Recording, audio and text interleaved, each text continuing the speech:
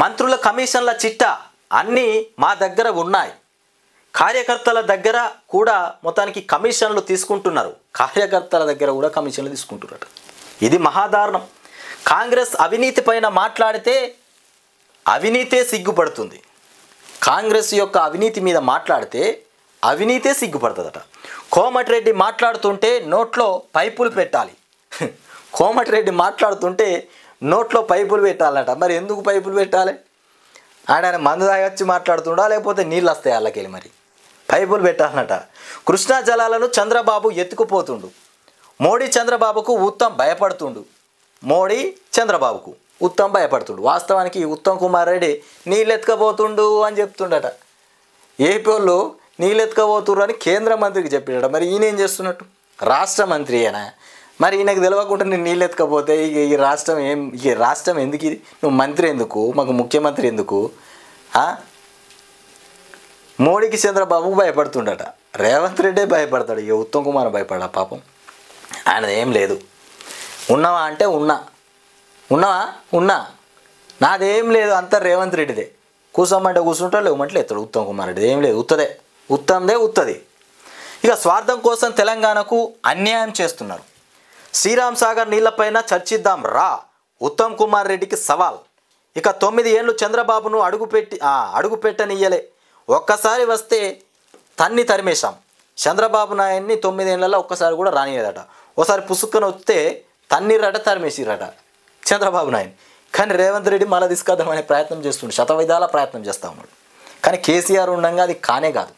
కేసీఆర్ ముఖ్యమంత్రిగా లేకపోయినా, కేసీఆర్కి అధికారం లేకపోయినా ఏపీ నుండి ఏ నాయకుడు కూడా ఇక్కడికి రాడుగా.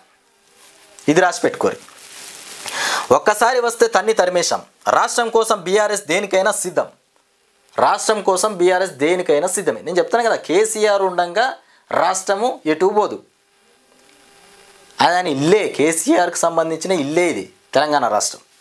తెలంగాణ భవన్లో మాజీ మంత్రి జగదీష్ రెడ్డి మాటలు. ఇక దాచిపెట్టుకున్న కృష్ణా నీళ్లను ఏపీ ఎత్తికెళ్తున్నా రాష్ట్ర ప్రభుత్వం చోద్యం చూస్తోందని మాజీ మంత్రి సూర్యాపేట ఎమ్మెల్యే జగదీష్ రెడ్డి పేర్కొన్నారు. తెలంగాణ భవన్లో శుక్రవారం ప్రెస్ మీట్ నిర్వహించినటువంటి మాజీ మంత్రి జగదీష్ రెడ్డి మాట్లాడుతూ ఏపీ నీటి దోపిడీతో తెలంగాణలో తాగునీళ్లకు కటకట ఏర్పడే పరిస్థితి ఉందని కూడా మాజీ మంత్రి హరీష్ రావు హెచ్చరించినటువంటి విషయాన్ని గుర్తు చేశారు. హరీష్ రావు ప్రశ్నలకు సమాధానం చెప్పకుండా మంత్రి ఉత్తమ్ చెత్త మాటలు మాట్లాడుతున్నారు.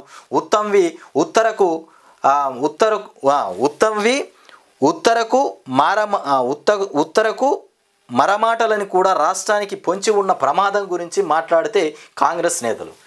ఇది కథ. ఉత్తమాటలే. మిగతాది ఎన్నో పేజీలో ఉందా? 3వ పేజీలో ఉన్నది. 3వ పేజీలో చూద్దాం. ఉత్తమ్ కుమార్ రెడ్డి మంత్రుల కమిషన్ల చిట్టా. ఈయన మొత్తం మంత్రుల యొక్క కమిషన్ల చిట్టా మొత్తం ఉందంట. రాజకీయాలు మాట్లాడుతున్నారని మండిపడ్డారు. ఉమ్మడి రాష్ట్రాల్లోనూ తెలంగాణలోనూ అన్యాయం చేసింది కాంగ్రెస్, బీజేపీలేనని కూడా విమర్శించారు. చంద్రబాబు, రేవంత్ రెడ్డి, కాంగ్రెస్, బీజేపీలే తెలంగాణకు సరైన నీటి వాటా దక్కకపోవడానికి కారణమని కూడా ఆరోపించారు. ఉత్తమ్ కుమార్ ఎవరో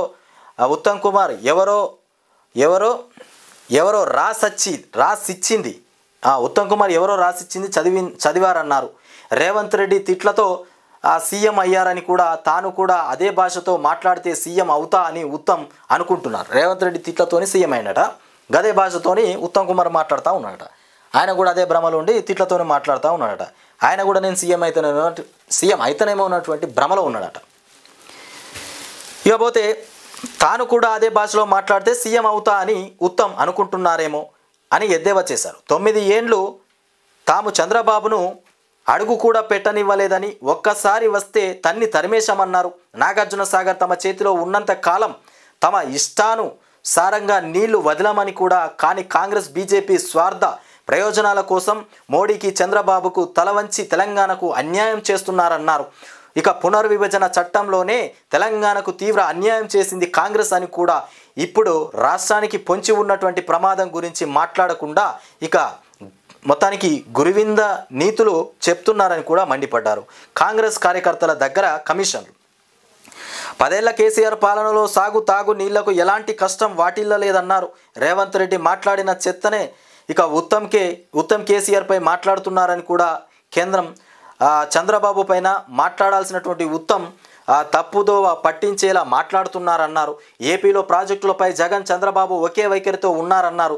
తెలంగాణలో మాత్రం కేసీఆర్ ప్రాజెక్టులు కడుతుంటే కాంగ్రెస్ నేతలు కోర్టుల్లో కేసులు వేసి అడ్డుకున్నారని కూడా విమర్శించారు. ఇక పోతురెడ్డి పాడు వ్యతిరేకించి ఆనాడు బీఆర్ఎస్ పార్టీ వైఎస్ క్యాబినెట్ నుంచి బయటకు వచ్చిన విషయాన్ని గుర్తు చేశారు. కేసీఆర్ అప్పట్లో వైఎస్ క్యాబినెట్ నుండి బయటకు వచ్చిందట. మాట్లాడుకుంటే తెలంగాణకు కాంగ్రెస్ చేసిన ద్రోహ చరిత్ర చాలా ఉందన్నారు.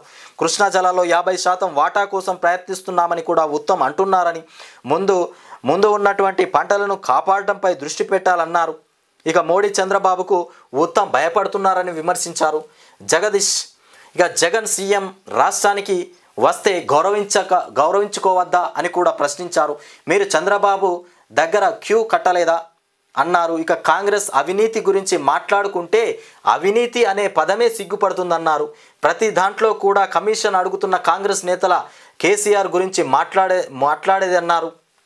ప్రతి దాంట్లో కమిషన్ అడిగేటోళ్ళే కాంగ్రెస్ నేతలు కేసీఆర్ గురించి మాట్లాడుతున్నారు. మంత్రుల అవినీతి సంపాదన చిట్టా తమ దగ్గర ఉందని కూడా ప్రజలు కూడా చర్చించుకుంటున్నారన్నారు. కాంగ్రెస్ కార్యకర్తల దగ్గర మంత్రుల కమిషన్ తీసుకుంటున్నారని చెప్పారు. కేసీఆర్ తమ దగ్గర డబ్బులు తీసుకున్నారని ఎవరు ఇంతవరకు అనలేదన్నారు. రాష్ట్రం కోసం బీఆర్ఎస్ దేనికైనా సిద్ధం.